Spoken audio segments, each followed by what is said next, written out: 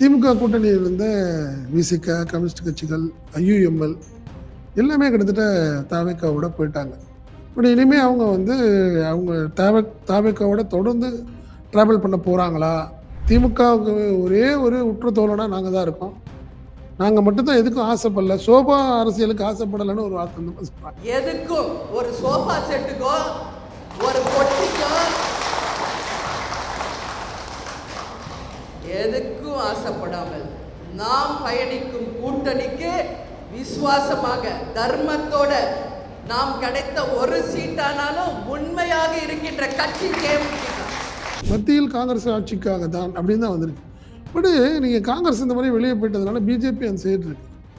இப்போ இந்த முறை பாராளுமன்ற தேர்தல் 2029 தானே வச்சுருந்தாலும் கூட பாராளுமன்ற தேர்தலில் திமுக ஏதோ ஒரு தேசிய கட்சியோடு இருக்க வேண்டிய கட்டாயம்.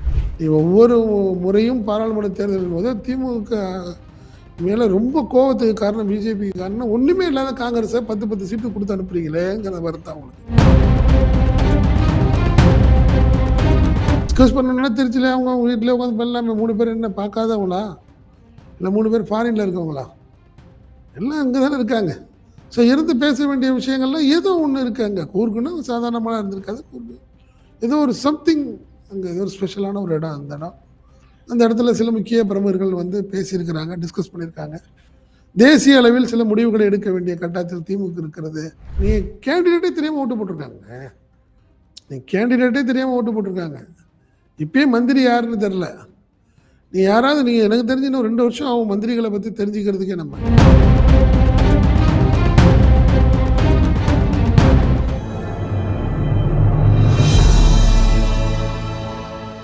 தமிழ் நியூஸ் நேர்களுக்கான வணக்கம். இன்றைய நேர்காணலில் நம்மோடு இருந்திருப்பவர் தமிழ் நியூஸோட ஆசிரியர் மற்றும் பத்திரிகையாளர் திரு செந்தில் சார். சார் வணக்கம். வணக்கம். முன்னாள் முதல்வர் திரு மு க ஸ்டாலின், எதிர்கட்சி தலைவர், அதே போல திமுகவினுடைய அந்த ஃபேமிலி எல்லாருமே இப்போ ஒரு டூருக்கு வந்து போயிருக்கிறாங்க. கர்நாடகாவில் இருக்கக்கூடிய கூர்க்குங்கிற அந்த பகுதியில். அதில் அது டூருன்னு சொன்னாலும் கூட வேறு பல விஷயங்கள் அதில் ஆலோசிக்கப்படுது அப்படிங்கிற ஒரு விஷயம் சொல்லப்படுது. குறிப்பாக கட்சியில் ஏன்னா சில அதிரடியான மாற்றங்கள் வந்து ஏற்பட போகுது, மறுசீரமைப்புக்கு உள்ளாக போகுது அப்படின்ற மாதிரி தேர்தல் முடிவுக்கு பிறகு திரு மு க ஸ்டாலின் சொல்லியிருந்தாரு. என்ன அங்க வந்து நடக்குது சார்? இல்லை, ஆமாம், நீங்கள் சொன்ன மாதிரி டிஎம்கேயின் ஃபர்ஸ்ட் ஃபேமிலி அப்படின்னு சொல்லலாம். அவங்க ஃபேமிலி கிட்டத்தட்ட ஸ்டாலின், அவங்க ஃபேமிலி, உதயநிதி, அப்புறம் சபரிசன், அவங்க 3 பேருமே ஃபேமிலியோடு போயிருக்கிறாங்க. ஒரு முக்கிய முடிவுகளுக்காக போயிருக்கிறாங்க. அரசியல் ரீதியான பல விஷயங்களை அங்கே டிஸ்கஸ் பண்ணி முடிவெடுக்க போகிறாங்க அப்படின்னு சொல்கிறாங்க. கனிமொழியும் கூட கூப்பிட்டு இது சம்மந்தமாக பேசியிருக்கிறாங்கன்னு சொல்கிறாங்க. காரணம் அப்படின்னு பார்த்தீங்கன்னா, இப்போ அரசியல் கூட்டணிகள்லாம் மாறி இருக்கு. தமிழகத்தில் பெரிய லெவலில் மாற்றம் இருக்குது. தவேகா வந்தது பிறகு திமுக கூட்டணியில் இருந்த விசிக, கம்யூனிஸ்ட் கட்சிகள், ஐயுஎம்எல் எல்லாமே கிட்டத்தட்ட தவேகாவோட போயிட்டாங்க. பட் இனிமே அவங்க வந்து அவங்க தாவேக்காவோட தொடர்ந்து ட்ராவல் பண்ண போகிறாங்களா அப்படிங்கிற கேள்விக்குறினாலும் கூட நீங்கள் மார்ச், ஏப்ரல், மேல உங்களுக்கு வந்து உள்ளாட்சி தேர்தல் வர வேண்டிய கட்டாயம் நடத்தப்படணும். ஸோ அப்போது அதில் அவங்களோட அங்கே தான் இருந்தாகணும். அதுக்கப்புறம் பாராளுமன்ற தேர்தல், அப்புறம் சட்டமன்ற தேர்தல், அது வேணால் கணக்கில் வச்சுக்கலாம். பட் உள்ளாட்சி தேர்தலின் போது கண்டிப்பாக இந்த கூட்டணியோடு தான் தாவேக்கா தேர்தலை சந்திக்கும் அப்படிங்கிறது தான் நிலை. அது ஒரு சூழ்நிலை. ஸோ திமுக வந்து இனிமேல் தனித்து விடப்பட்டதா, வேற யாரும் கூட்டணி கட்சிகளுக்கு வாய்ப்பு இல்லையா அப்படின்னு எல்லாத்துக்கும் ஒரு கேள்விக்குறியாவே இருக்கு. காரணம் என்னன்னா, வேற எந்த கட்சியும் இல்லை. இப்போ நீங்க தேமுதிக கூட இருக்கு. இன்னைக்கு ரொம்ப ஸ்ட்ராங்காவே அவங்க பேசியிருக்காங்க. அவங்களுடைய தலைமையகத்துல. ஆமாமா, திமுகவுக்கு ஒரே ஒரு உற்ற தோழனா நாங்க தான் இருக்கோம். நாங்க மட்டும் தான் எதுக்கும் ஆசைப்படல. சோபா அரசியலுக்கு ஆசைப்படலன்னு ஒரு வார்த்தை வந்து சொல்றாங்க. தேர்தலுக்கு தேர்தலுக்கு முந்தி ஒரு கூட்டணி, பிந்தி ஒரு கூட்டணி எல்லாம் கிடையாது அப்படின்னு அவங்களோட பேச்சே வந்து கிட்டத்தட்ட மற்ற கூட்டணி கட்சிகளுக்கெல்லாம் ஒரு பலார் கொடுக்குற மாதிரி தான் இருக்கு. பலார் கொடுக்குற மாதிரி இருக்குன்னு வச்சுக்கலாம். இந்த சூழ்நிலையில போயிருக்காங்க. ஸோ இப்போ என்ன செய்ய போறாங்க? தாவேக்கா அங்கே ஒரு பக்கம் இருக்கு, காங்கிரஸ் அங்கிட்டு போயிடுச்சு, முடிஞ்சிச்சு அந்த சைடு. ஏடிஎம்கேயோட பாமக இருக்கு. இப்போ நிலைமையை பாருங்களேன், பாமக இருக்கு, இவங்களோட மக்கள் மாமக இருக்கு கூட. மற்றபடி பெரிய லெவல் கட்சிகள் யாரும் இல்லை. இந்த சூழ்நிலையில அரசியல் ரீதியாக என்ன செய்ய போகுது? ஏன் தேசிய அளவில் பார்த்தீங்கன்னா காங்கிரஸ், அடுத்தது பிஜேபி. நீங்கள் ஒரு விஷயத்தை புரிஞ்சுக்கூடாது. டிஎம்கே பொறுத்தவரையும் பார்த்தீங்கன்னா பாராளுமன்ற தேர்தலில் எப்பயுமே பிரதமர் வேட்பாளரோட தான் அவங்க பயணம் பண்ணியிருக்காங்க. யாரையாவது அனௌன்ஸ் பண்ணி தான் இவர் பிரதமராக, அவர் பிரதமராக அப்படின்னு அனௌன்ஸ் பண்ணியது. வாஜ்பாய் காலத்தில் ஆரம்பித்து இப்போ ராகுல் காந்தி வரைக்கும் அப்படி தான் அவங்க பயணம் பண்ணியிருக்காங்க. காங்கிரஸ் ஆட்சி, மத்தியில் காங்கிரஸ் ஆட்சிக்காக தான் அப்படின்னு தான் வந்திருக்கு. பட்டு நீங்கள் காங்கிரஸ் இந்த மாதிரி வெளியே போயிட்டதுனால பிஜேபி அந்த சைடு இருக்கு.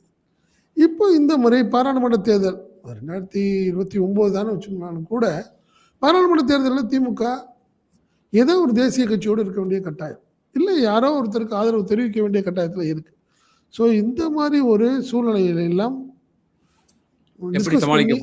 என்ன பண்ண போகுது ஆமாமா அப்படிங்கிறதுக்காக தான் கூர்க்கு போயிருக்காங்க. கூர்க்கில் ஒரு டிஸ்கஸ் பண்ணுறாங்க. செவ்வாய்க்கிழமை நைட்டு தான் வர்றாங்க எல்லாம். நீங்கள் நல்லா புரிஞ்சுக்கணும். இதில் திமுக வந்து காங்கிரஸ் வெளியேறிட்டா ஆட்டோமேட்டிக்காக பிஜேபி திமுகவுடன் நட்பு பாராட்ட ஆரம்பிச்சிடும். அதில் மாற்று கருத்து கிடையாது. காரணம்னா அவங்களுக்கு தேவை. நீ ஒவ்வொரு முறையும் பாராளுமன்ற தேர்தலின் போது திமுக மேலே ரொம்ப கோபத்துக்கு காரணம் பிஜேபிக்கு காரணம் ஒன்றுமே இல்லாத காங்கிரஸை 10 சீட்டு கொடுத்து அனுப்புறீங்களேங்கிற வருத்தம் அவங்களுக்கு. புரியுதுங்களா? நீங்கள் பாராளுமன்ற தேர்தலில் வெற்றி பெறுற அளவுக்கு எங்கேயாவது 2-3 தொகுதியில் செல்வாக்காக இருந்தால் கூட பரவாயில்ல. ஒரு தொகுதி கூட உங்களுக்கு பெரிய செல்வாக்கு தனிப்பட்ட முறையில் இல்லாத செல்வாக்கு இல்லாத ஒரு சூழ்நிலையில் அவங்களுக்கு எப்படி நீங்கள் தரீங்க அப்படிங்கிற வருத்தத்தில் இப்போ காங்கிரஸ் கழட்டிட்டாங்க. ஸோ பிஜேபி வந்து கண்டிப்பாக இனிமேல் காங்கிரஸும் திமுகவும் சேர்றதுக்கு கூடாது, அதில் மாற்றம் இல்லை. இப்படி ஒரு சூழ்நிலையில் பாஜகவோட திமுக நட்பு பாராட்டலாமே ஒழிய கூட்டணி வைக்க முடியாது. காரணம் அப்படி ஒரு கூட்டணி வைத்தால் சரியாக இருக்காது, அது திமுகவுக்கும் தெரியும். ஸோ எந்த மாதிரி டேர்ம்ஸில் பிஜேபியோட திமுக இருக்கணும், இனிமேல் பயணம் பண்ணணும். ஏன்னா நம்மளை பழி வாங்கிட்டு காங்கிரஸ் பழி வாங்கிருச்சு. பட் இனிமேல் காங்கிரஸ் மேலேயும் அவங்க ரொம்ப கோபமாக இருக்கும் திமுக. ஏன்னா அது வெளிப்பாடு நல்லாவே தெரியும். இளைஞரணி ஆலோசனை கூட்டத்தில் உதயநிதியுடைய பேச்சு உங்களுக்கு நல்லா தெரியும். இனிமே காங்கிரஸை ஒரு காலத்தையும் மன்னிக்க கூடாது, கிட்டவே சேர்த்துக்கணும், ஓட ஓட விரட்டணுங்கிற மாதிரியே கோவப்பட்டே பேசினார். காரணம் அந்த துரோகம் உண்மைதானே. நீ அடுத்த நாளே ஓடி போயிட்டீங்க, சொல்லாமலாம் போயிட்டீங்களே, ஒரு நன்றி கூட சொல்லலை அப்படிங்கிற ஒரு அர்த்தம் தானே வச்சுக்கோங்க. ஸோ கண்டிப்பாக திமுக காங்கிரஸுக்கு எதிரான நிலைப்பாட்டை ரொம்ப ஸ்ட்ராங்காக எடுக்கும் பாராளுமன்ற தேர்தல் போது. ஸோ அதற்கான அஜெண்டாவில் ரெடி பண்ணுறாங்கன்னு வச்சுக்கோங்களேன். நம்ம அப்படி தான் அதை பார்க்கணும். அது ஒரு பக்கம் கூட்டணி சம்பந்தமான விஷயங்கள். ஏன்னா நீங்கள் வந்து காங்கிரஸ் பண்ண வேலை என்னென்னா விசிகாக்கும் அவர் தான் பண்ணது. யார் திருமாவட்டையும் பேசினது ராகுல் காந்தி. கம்யூனிஸ்ட் கட்சிகளுக்கு என்ன பண்ணுறாங்க, பேபி அவர் இருக்கார், டெல்லியில் இருக்கார், அவர்கிட்ட பேசுனது ராகுல் காந்தி. ஐஎம்எல்ட்டையும் அப்படி தான் சோனியா காந்தியும் பிரியங்காவும் பேசியிருக்காங்க. ஸோ இந்த மாதிரி விஷயங்கள் எல்லாமே நடந்திருக்கு திமுகவுக்கு எதிராகவே. இப்படி ஒரு சூழ்நிலை இருக்கும்போது திமுக அடுத்த கட்ட நிலை என்ன, தேசிய அளவில் என்ன பண்ண போகிறோம்? மூன்றாவது திமுக வந்து காங்கிரஸ் பாஜக இல்லாத தேர்ட் ஃப்ரண்ட் ஏதாவது உருவாக்குறதுக்கான வாய்ப்புகள் இருக்கா? இது சம்மந்தமாலாம் டிஸ்கஷன் பண்ணியிருக்காங்க. குறிப்பாக சொல்கிறாங்க தேசிய லெவலில் சில முக்கிய பிரமுகர்கள் அவங்க கூறுகளை ஸ்டாலினை சந்தித்து பேசியிருக்கிறார்கள்னு கூட சொல்கிறாங்க. தேசிய அளவிலான தலைவர்கள், அரசியல் ஸ்ட்ராட்டஜி உள்ளவங்க என்ன செய்யலாங்கிறது மாதிரி டிஸ்கஸ் பண்ணியிருக்காங்க. ஏங்க நீங்கள் டிஸ்கஸ் பண்ணணும்னா திருச்சியில் அவங்க வீட்டில் உட்காந்து பண்ணலாமே. 3 பேர் என்ன பார்க்காதவங்களா, இல்லை 3 பேர் ஃபாரினில் இருக்கவங்களா? எல்லாம் அங்கே தானே இருக்காங்க. ஸோ இருந்து பேச வேண்டிய விஷயங்கள்லாம் ஏதோ ஒன்று இருக்குது. அங்கே கூர்க்குன்னா சாதாரணமாக இருந்திருக்காது. கூர்க்கு ஏதோ ஒரு சம்திங், அங்கே ஏதோ ஒரு ஸ்பெஷலான ஒரு இடம். அந்த இடத்துல சில முக்கிய பிரமுகர்கள் வந்து பேசியிருக்கிறாங்க, டிஸ்கஸ் பண்ணியிருக்காங்க. தேசிய அளவில் சில முடிவுகளை எடுக்க வேண்டிய கட்டாயத்தில் திமுக இருக்கிறது. ஸோ அவங்களுக்கு அந்த மாதிரி என்னென்ன செய்யலாம் அப்படிங்கிற மாதிரி இன்னும் சொல்ல போனால் பாஜக தலைவர்கள் சில கூட வந்து முன்னாள் முதல்வர் வந்து பார்த்து பேசிட்டு போயிருக்காங்க. அவர் உடனே முடிவெடுப்பாராங்கிறதெல்லாம் வேற. பட் சில விஷயங்கள் டிஸ்கஸ் பண்ணிட்டு போயிருக்காங்க. எங்களுக்கு சில டேர்ம்ஸ் பண்ணி கொடுங்க, ஏன் எங்களுக்கு ஒரு ஆதரவு தெரிவிக்கக்கூடாது கேட்கலாம். இங்கே வந்து கேட்க முடியாது. சென்னையில் வந்து பார்த்து பேச முடியாது யாராக இருந்தாலும் சரி. நீங்கள் வந்து அமித்ஷாவுடைய பிரதிநிதியோ மோடியுடைய பிரதிநிதியோ இங்கே வந்து பேச முடியாது. இந்த காங்கிரஸ் தான் உங்களை இது மாதிரி பண்ணிட்டு போயிடுச்சு. ஸோ எங்களுக்கு ஏதாவது மினிமம் கேரண்டி எங்களுக்கு ஏதாவது பண்ணி கொடுங்க அப்படின்னு கேட்டிருக்கலாம். பட் அது சம்மந்தமாதிரியும் டிஸ்கஸ் பண்ணதாக சொல்கிறாங்க. அது கூட்டணி சம்மந்தமான அரசியல் தொடர்பான கட்சியில் உள்ள விஷயங்கள், சில விஷயங்களை முக்கியமான முடிவுகளை எடுக்க வேண்டிய கட்டாயத்தில் திமுக இருக்கிறது. அப்படிதான் நம்ம சொல்லணும். காரணம் என்னென்னா, நீங்கள் வளர்ந்து வரும் கட்சிகள் எல்லாத்துலேயுமே பார்த்தீங்கன்னா யங்ஸ்டர்ஸ் அப்படின்னு ஒரு சூழ்நிலை வந்துருச்சு. குறிப்பாக காம்படிட்டர், இமிடியட் காம்படிட்டர்னு பார்த்தீங்கன்னா இப்போ டிவிகே தான், டிஎம்கேக்கு. மற்ற எந்த கட்சிகளும் பெருசாக இல்லையே, அடுத்த லெவலில் ஸ்ட்ராங்காக இல்லை. ஸோ அப்படி பார்க்கும்போது பார்த்தீங்கன்னா டிவிகேல எல்லாமே யங்ஸ்டர்ஸ். இப்போ கிட்டத்தட்ட 108 பேரில் பார்த்தீங்கன்னா 107, 108, கிட்டத்தட்ட 105 பேர் வந்து முதல் எம்எல்ஏ, அமைச்சர் அப்படி போயிருக்காங்க எல்லாமே. புரியுதுங்களா? அந்த மாதிரி ஒரு சூழ்நிலை இல்லாமலும் கூட நடந்திருக்கு. ஒரு பெக்குலியரான ஒரு ஸ்டேஜ் இப்போது, பொலிட்டிக்கல் ஸ்டேஜ் இப்போ. ஸோ என்னென்ன இப்போ பொதுச் செயலாளர், பொருளாளர், துணை பொதுச் செயலாளர்னு ஒரு நிலைமையை வச்சுக்கிட்டு, பழைய ஆட்கள் எல்லாமே 70+ வச்சுக்கிட்டு, 65+ வச்சுட்டு எந்த மாதிரி பண்ண போகிறோம் நம்ம அரசியல்? சரியாக இருக்குமா? அதை பற்றியும் டிஸ்கஸ் பண்ணிகிட்டு இருக்கிறாங்கன்னு சொல்கிறாங்க. ஸோ திமுகவில் உள்ள சில கட்டமைப்பு விஷயங்கள்லையும் மறுசீரமைப்பு செய்ய வேண்டிய கட்டாயத்தில் திமுக இருக்கிறது. அது சம்மந்தமாகவும் டிஸ்கஷன் நடந்திருக்குது. பொதுச் செயலாளர் யார் அடுத்தது?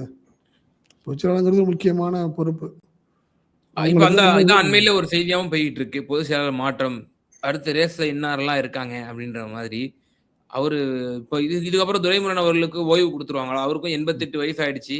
ஏன்னா ஆல்ரெடி முன்னாள் 1000 லைட் எம்எல்ஏ எழிலன் என்ன ஒரு திரைப்பட காட்சியை வந்து ஒன்று போட்டு ஒரு சொல்லியிருந்தாரு. 60 வயசு தாண்டவங்களுக்கு எல்லாம் இனிமே ஓய்வு தான் அப்படின்ற மாதிரி. 60 வயசுங்கிறது ரொம்பவே குறைவானது. குறைஞ்சது இப்போ பிஜேபிக்கு எப்படி ஒரு எழுதப்படாத விதி 75 அப்படின்ற மாதிரி ஒரு விஷயம் சொல்றாங்களோ, அந்த மாதிரி ஒரு யார்ஸ்டிக் வைக்க வாய்ப்பு இருக்கா? அட்வைசர்ஸாக இருக்கலாம். கேம் பொறுப்பில் இருந்துக்கிட்டு நீ யங்ஸ்டர்ஸுக்கே வாய்ப்பு கொடுக்காம இருந்துங்க. நீங்கள் பொறுப்பு, அரசியல் பொறுப்பு வேறு, நிர்வாக ரீதியான பொறுப்பு வேறு. நீங்கள் அரசியலில் இருக்கிறவங்க நீங்களே முதன்மை செயலாளர், நீங்கள் பொருளாளர், நீங்கள் தான் பொதுச் செயலாளர், நீங்களாக இருந்துக்கிறீங்க. எல்லாமே இருக்கிற நீங்கள் ஜெயிச்சு வந்து அப்படியே நீங்களும் அப்படியே ஃபஸ்ட்டு 15 இடத்துல நீங்களே பிடிச்சிக்கிறீங்க. வேறு வாய்ப்பு இல்லை. அதுவும் முக்கியமான போர்ட்ஃபோலியோ எல்லாம் கேட்டு வாங்கிக்கிறீங்க. கட்சிக்காக பாடுபடுறவங்க, உண்மையிலே ஒர்க் பண்ணுறவங்க. இந்த தேர்தலில் எத்தனை மண்டல பொறுப்பாளர்கள் ஒர்க் பண்ணாங்க, எத்தனை பேர் ஹார்ட் ஒர்க் பண்ணாங்க, எத்தனை இடத்துல செலவு பண்ணாங்க அப்படிங்கிறது எல்லாமே தலைமைக்கு இப்போ தெரிய வந்திருக்கு. உண்மையாக செஞ்சவங்க யார் யார், யார் யார் நடித்தாங்க, எல்லாமே இருக்குல்ல. ஸோ நீங்கள் பொறுப்பும் வச்சுக்கிறீங்க, அதாவது கட்சியிலேயே முக்கிய பொறுப்பு எடுத்துக்கிறீங்க. நீங்கள் வந்து கவர்மெண்ட் வரும்போது அதே போய் நீங்கள் பண்ணீங்கன்னா சரியாக இருக்காது. நீங்கள் கட்சியில் பொறுப்பு இருக்கீங்களா, ரைட்டு, கட்சியை இப்போ நடத்துங்க, ஜெயிக்க வைங்க. பட் இந்த டீம் கொண்டு போய் அவங்கள்ட்ட வேலை வாங்கி நல்ல கவர்னன்ஸ் கொடுங்க. நிர்வாகம், திறமையான நிர்வாகம் கொண்ட ஒரு ஆட்சியை நடத்துங்க, படித்தவங்களை கொண்டாங்க. அந்த மாதிரி செய்யலாம். நீ அதையும் இல்லை இங்கேயும் இல்லைங்கிறத வந்து திமுக ஒரு சங்கடமான ஒரு சூழ்நிலை. ஸோ இதெல்லாம் கூட இந்த முறை நிறைய மாற்றுறதுக்கான வாய்ப்பு இருக்குது.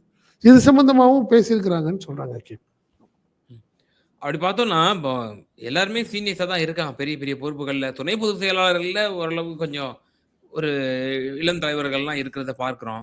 அதுலேயுமே ஒரு சீனியர்ஸும் கலந்து தான் இருக்கக்கூடிய பட்டியல்களை பார்க்குறோம் துணை பொதுச் செயலாளரில்.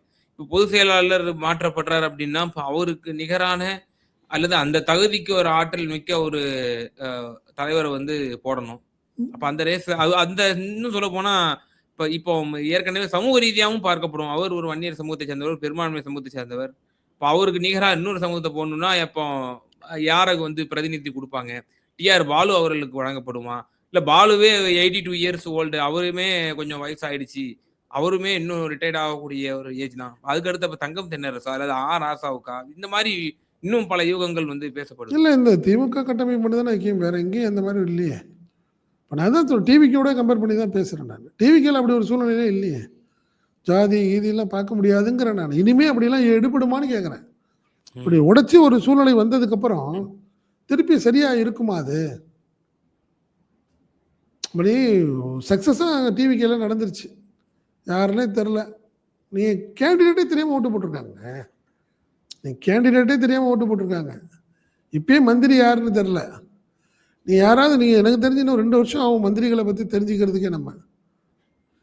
நீ ஒன்றும் இல்லை, திருச்செந்தூரில் நடந்தது என்ன இல்ல நடந்துச்சு? விஜய் என்ற ஒற்றை முகத்துக்காக போட்டிருக்காங்க. ஆனா ஆமாம், அவங்களும் சமூகம் என்ன எ அந்த பிராந்திய வாரியா தானே அவங்களும் நிக்க வச்சிருக்காங்க. ஃபார் எக்ஸாம்பிள் இப்ப ஸ்ரீரங்கத்துல வந்து ரமேஷ் அவர்கள போய் நிக்க வைக்க வேண்டிய அவசியம் என்ன?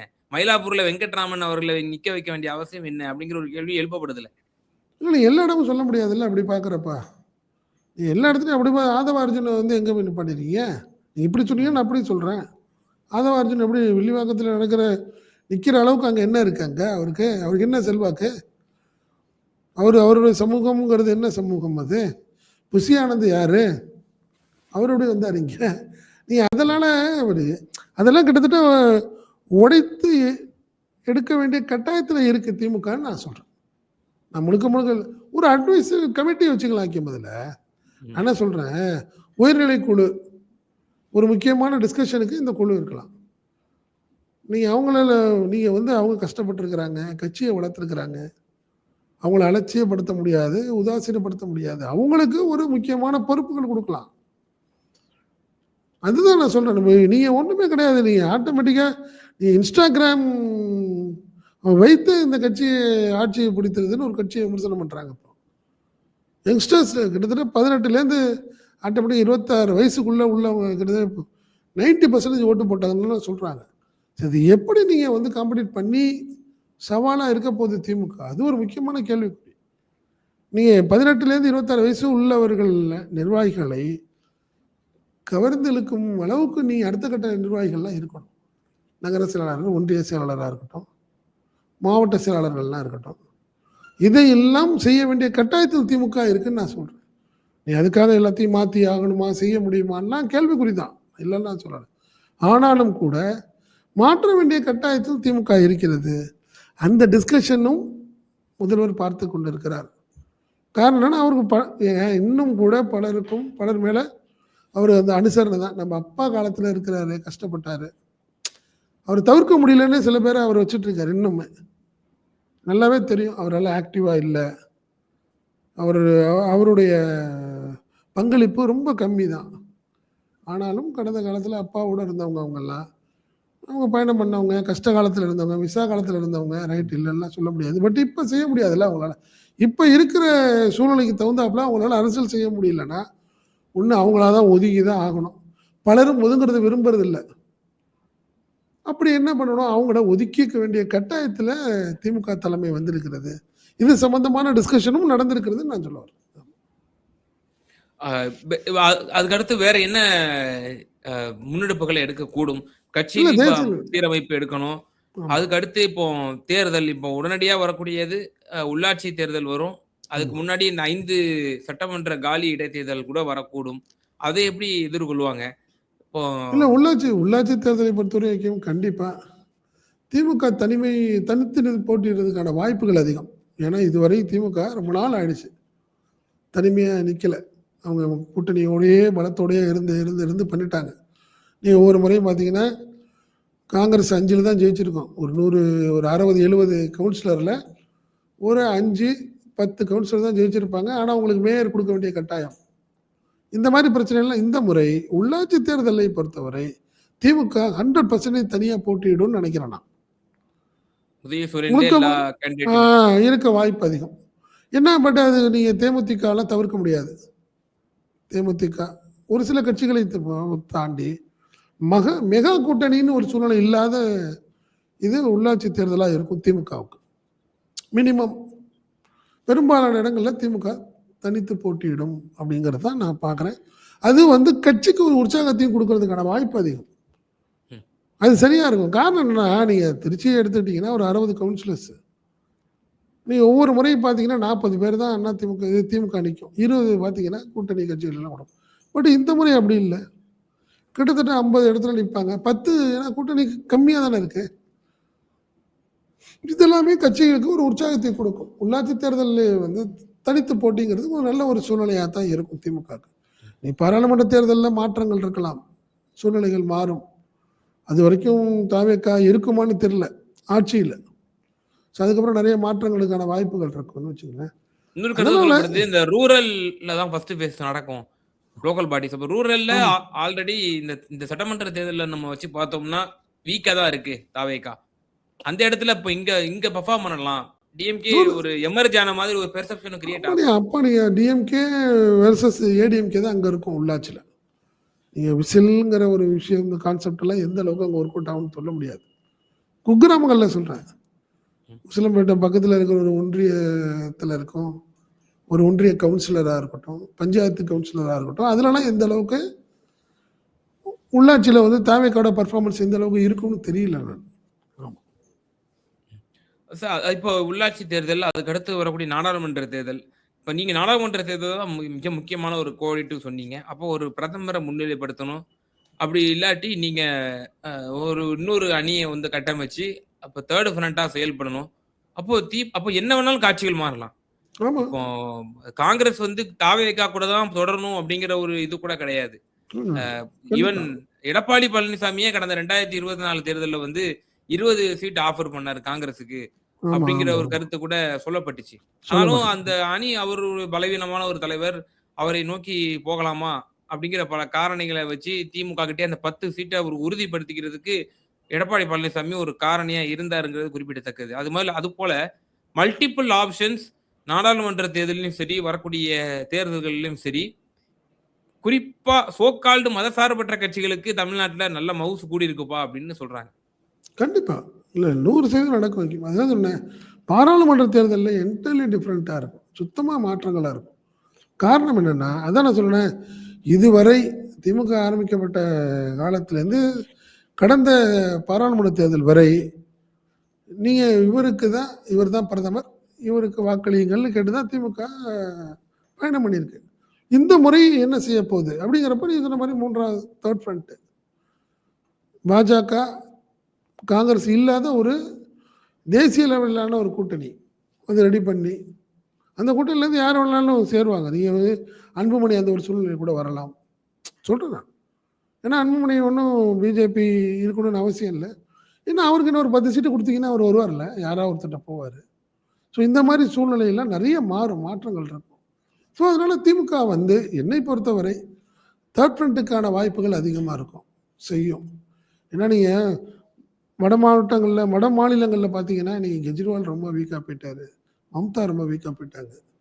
நீங்கள் அதே மாதிரி பார்த்தீங்கன்னா நிதிஷ்குமாரும் அவர் வந்து பிஜேபி விட்டு வெளியே வர முடியாத கட்டத்தில் அவர் இருக்கார். அதே மாதிரி மும்பை இப்போ இது தாக்கரே அவங்களும் எல்லாமே கிட்டத்தட்ட அப்படியே வீக்காக இருக்கிறாங்க. நீங்கள் அப்படி பார்க்கும்போது பிஜேபி காங்கிரஸ் அல்லாத ஒரு பெரிய தலைவர் அப்படின்னு ஒரு சூழ்நிலையில் ஸ்டாலின் வர்றார். டிஎம்கே வருது, அங்கே வருது. பெருசாக ஒன்றும் இல்லை, மற்றவங்கலாம் பெருசாக இல்லை. எங்கள் அடுத்த கட்டமாக இவர் இருக்கார். யார் இருக்கார்? சந்திரபாபு நாயுடு இருக்கார். அவர் பிஜேபி கூட்டணியில் இருக்கார். மற்ற யாருமே பெருசாக இல்லாத ஒரு சூழ்நிலையில் இருக்கு.